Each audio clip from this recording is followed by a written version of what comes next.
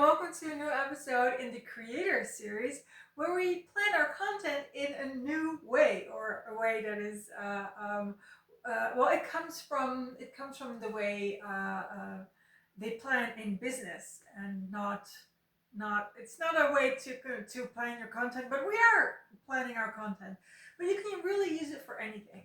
So, the original system is called Scrum, but I use the Dollhouse. So for us, it's just the Dollhouse. Naturally, you can use anything you want. So, for example, I really like notebooks. I really like working with pen and paper, and so that could be a tool that you use. Maybe you use the Notes app on your phone. Maybe you use a different planning system. It really doesn't matter. It's just the idea, the concepts behind it that are the heart of the system, not the execution, not what you use as a visual representation. It does really help to have a visual representation. So if you're talking about a notebook, for example, I think, or it's actually one of the reasons I have many notebooks, is because I like to have the notebook open on the page that needs to remind me of things. And so that's the downside of a notebook.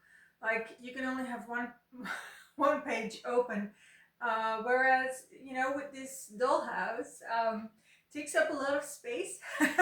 But yeah, I have everything in one glance, so that's what I really like about it. Okay, so yeah, let's get started. I will just start with a little recap of how the system works, and I've actually really I'm showing you my Dollhouse in real time. So I'm filming this in a weekend, and this is my actual sprint. So my sprints go from Friday to I've already used the word I'm not illustrating. So a sprint is a time period from 1 to 4 weeks. So 1 week, 2 weeks, 3 weeks, or 4 weeks. That is entirely up to you how long you want your sprint to be. And my sprint as a content creator is 1 week, and my sprint planning is 2 weeks, which means that I have series that are rotating, but every 2 weeks. No, it's actually a month, I think, or not. Or it's a month. After 4 weeks, I have all my my series done. So they have, like, technically, I think my sprint is a month if you would have, as a content creator, if you would take into account like how my planning goes. So my planning is set up in a way that most series are weekly, some are every 2 weeks, and some are every month. So yeah, but the sprint itself is 1 week. So I plan my production for 1 week. Okay, that was a very confusing story. I have no idea if this was a good way to explain the word sprint. Yeah, but okay. So this is my production planning. That's where I plan when I'm going to create my content, not necessarily when I'm going to post it. So it's not a content planning as in when am I going to post whatever. It's when am I going to create whatever.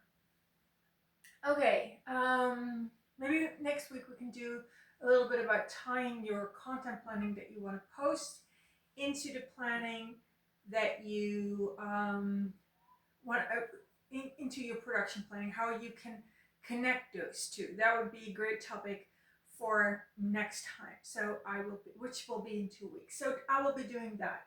But for this time, we're just sticking with the production planning. So like I said, I have a production planning on paper, which covers 4 weeks. So I know for 4 weeks what I want to post and what I have to create. And this is 1 week. So here in the On the balcony, I would have the things I have already posted this sprint, this week. I don't have anything here because I'm in a holiday. So normally, if I would film this in a weekend, you will see one troll here from my Friday content. Um, but you know, the Friday troll's not there because I'm just coming out of a holiday. Okay, then we have here in the attic, we have all the content that I have created, and that is done. So it's ready to be posted. Then here, this is the floor of doing. So I like to call that in transit. There are the trolls that are in transit. The official word is work in progress. So this is the floor of work in transit or work in progress. And this is the troll that I have dedicated for our series because it has rainbow hair. And this is called the Creator Series. So I think this troll definitely looks very creative. So yeah, so I'm filming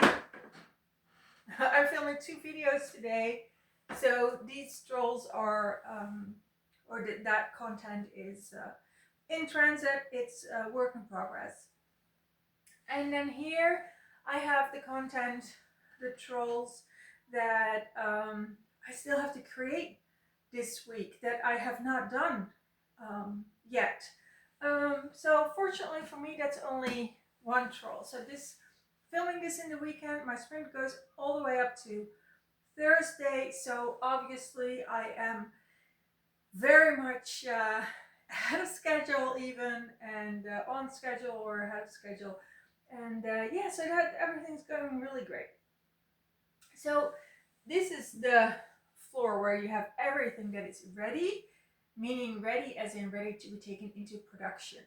And then in the basement you have all the options that you could theoretically choose from. So it's kind of like here are all the trolls that are that you could pick, all the pieces of content that you could create. And at the beginning, at the start of every sprint, you decide what am I going to create this sprint, and you take those trolls, those ideas to the floor of ready.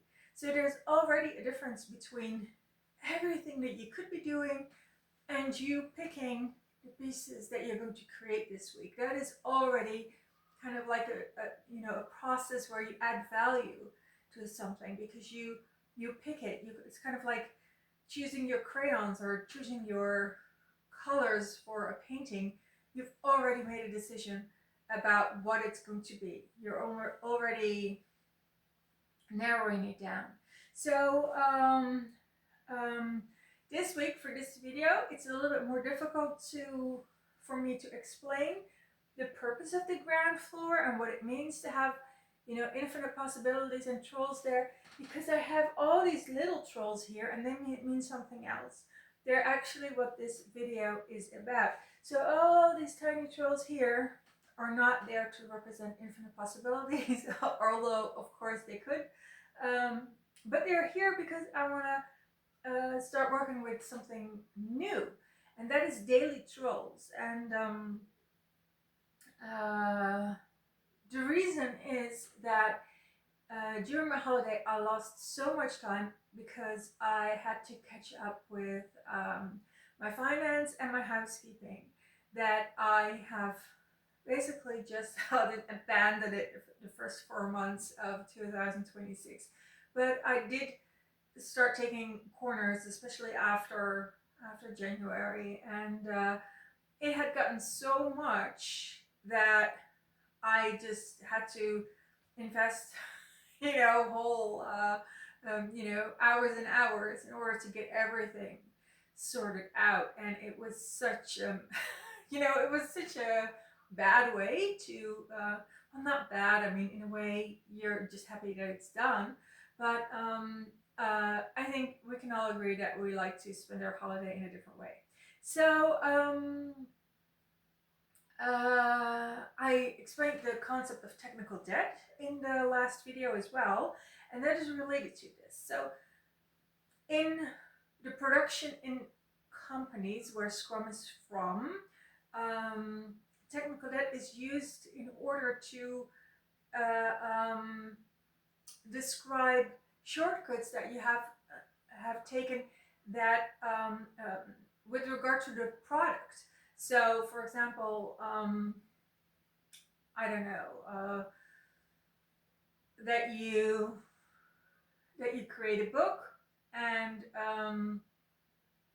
uh, but you don't create a cover, and you don't create, I don't know, like page numbers or whatever, and you tag it off as being done, when in reality it's not done. You cannot take it into production. You have to sit down again with that file, with that software, in order to create your cover, in order to really get the page numbers in, and so on and so forth. So technical debt is a term that is used to illustrate products that you said were done, but that are actually not done. So they have a lot of hidden extra work. And it usually in the industry, technical debt really uh, you know exists or comes into being when teams feel pressured to deliver something, and so they take a shortcut.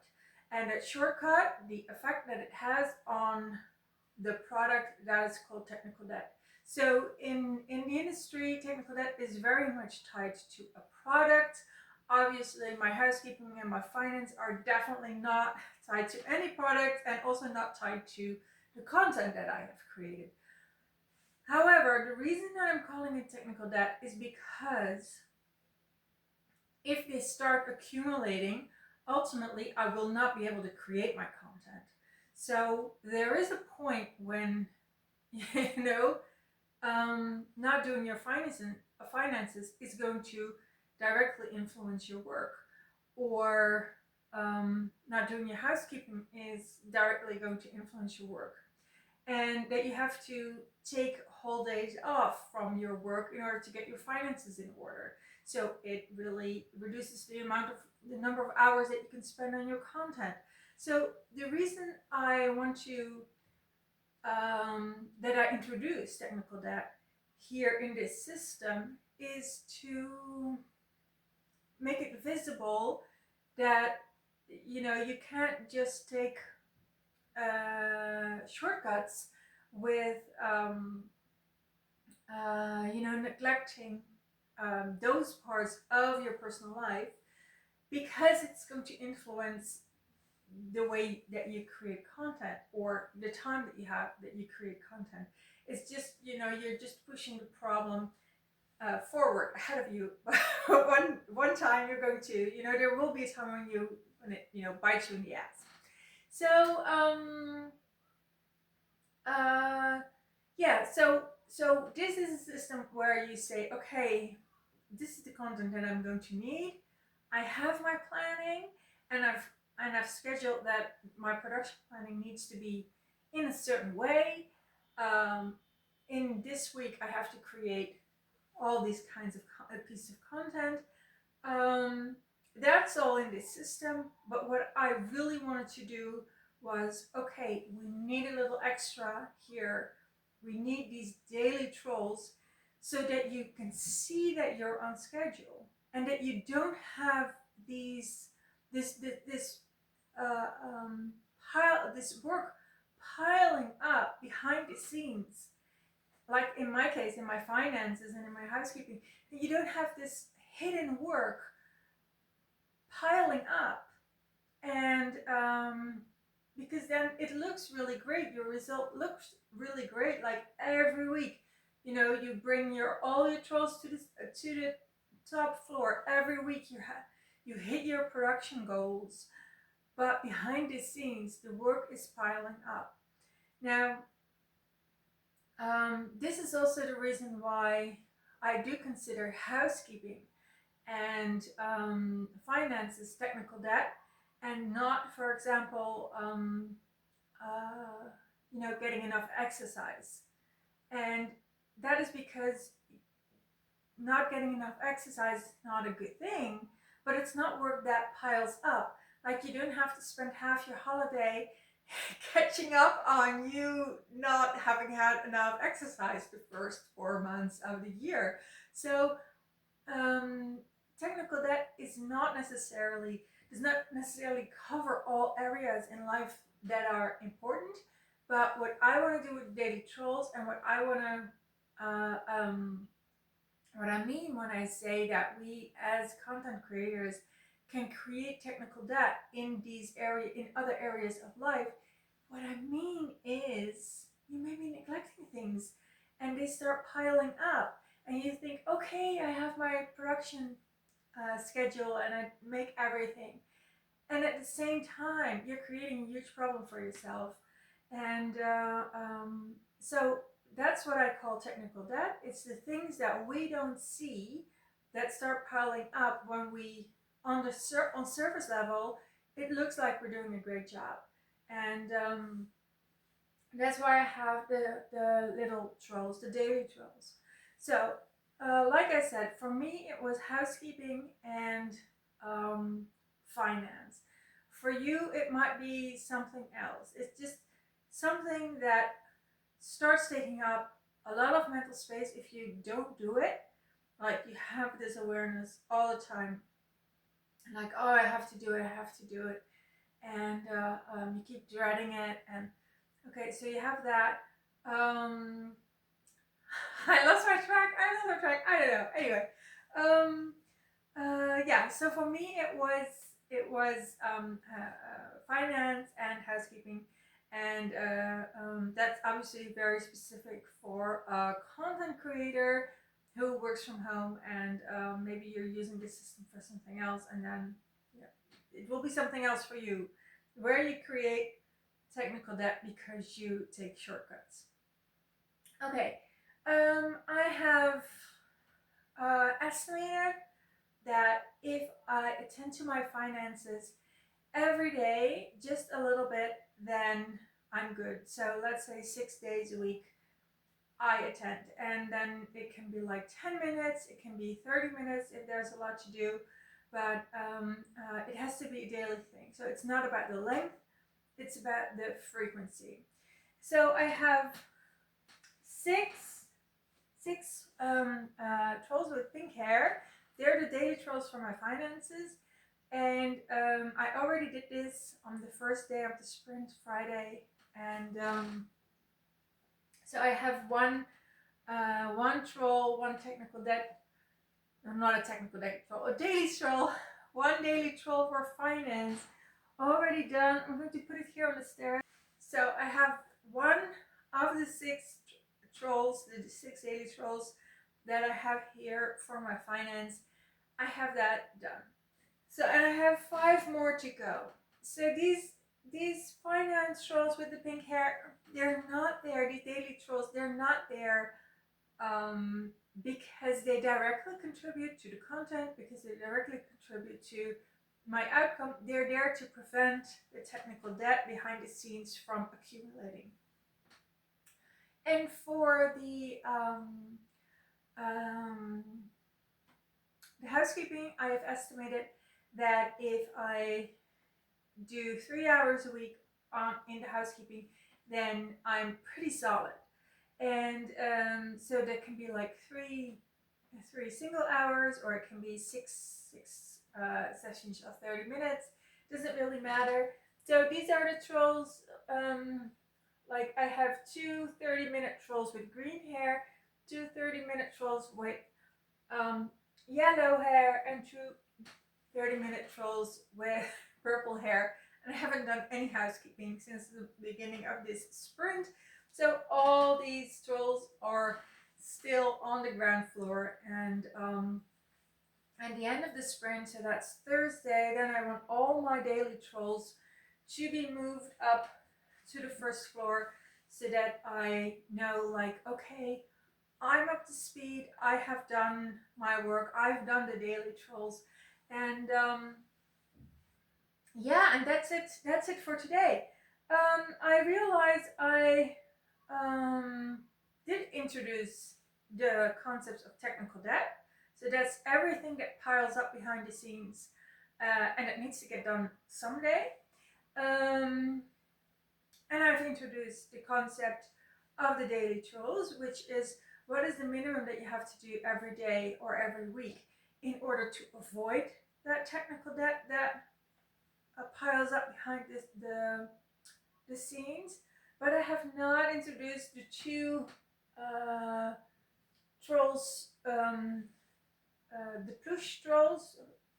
That one is the Scrum Master, and the Scrum Master troll is kind of like your bird's eye perspective on what it is you're doing. And in particular, every Friday morning or every Thursday afternoon, if you have a 1 week sprint. But at the end of every sprint, when you look back at, okay, how did my sprint go? And what lessons do I have to learn? That's kind of like your internal Scrum Master looking at your process with a bird's eye perspective, like what has happened, what problems did I encounter, how did I solve them, are there any problems that are not solved yet?